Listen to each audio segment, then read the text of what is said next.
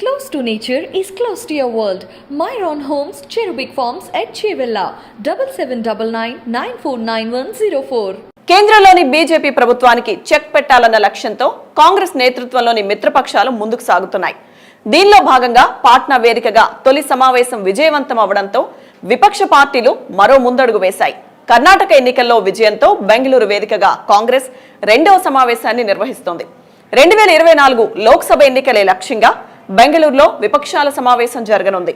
నితీష్ నేతృత్వంలో జరిగిన ప్రతిపక్ష ఐక్యత సమావేశానికి ఇప్పటికే మొత్తం 25 పార్టీల మద్దతును కూడగట్టింది.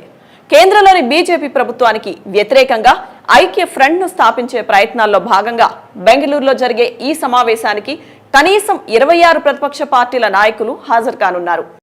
2024 లోక్సభ ఎన్నికల్లో బీజేపీ కూటమిని ఎలా ఓడించాలి, ఫ్రంట్ చైర్మన్ ఎవరు, పార్టీల ఉమ్మడి కార్యాచరణ తదితర అంశాలపైనే చర్చ జరగనున్నట్టు తెలుస్తోంది. 2024 లోక్సభ ఎన్నికల ప్రచార వ్యూహం, విపక్షాల కూటమి పేరు, ఉమ్మడి కార్యాచరణపై చర్చించే అవకాశం ఉంది. కూటమిలో తలెత్తే సమస్యలపై చర్చించేందుకు, సమావేశాలు నిర్వహించేందుకు కమిటీల ఏర్పాటు, బీజేపీకి వ్యతిరేకంగా కనీసం 80% లోక్సభ స్థానాల్లో ఉమ్మడి ప్రతిపక్ష అభ్యర్థిని ఎలా నిలబెట్టాలి అనే దానిపై కూడా చర్చిస్తారని తెలుస్తోంది. రాష్ట్రాల్లో పొత్తులు ఎలా ఉండాలి, కీలక నియోజకవర్గాల్లో టికెట్లు ఎలా పంపిణీ చేయాలి అనే విషయాలపై కూడా చర్చ జరుగుతోందని సంబంధిత వర్గాలు తెలిపాయి. కర్ణాటక కాంగ్రెస్ సీఎం సిద్ధరామయ్య ఈ 2 రోజుల సమావేశాన్ని నిర్వహిస్తుండగా ఉప ముఖ్యమంత్రి డీకే శివకుమార్ అన్ని ఏర్పాట్లను పర్యవేక్షిస్తున్నారు. విపక్ష నేతలంతా నగరంలోని హోటల్లో బస చేసేందుకు ఏర్పాట్లు చేశారు.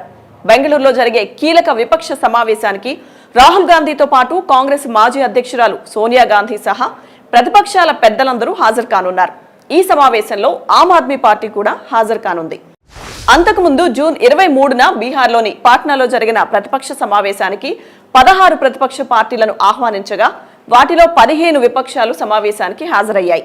ఈసారి 25 పార్టీలు హాజరయ్యే అవకాశం ఉందని పేర్కొంటున్నారు.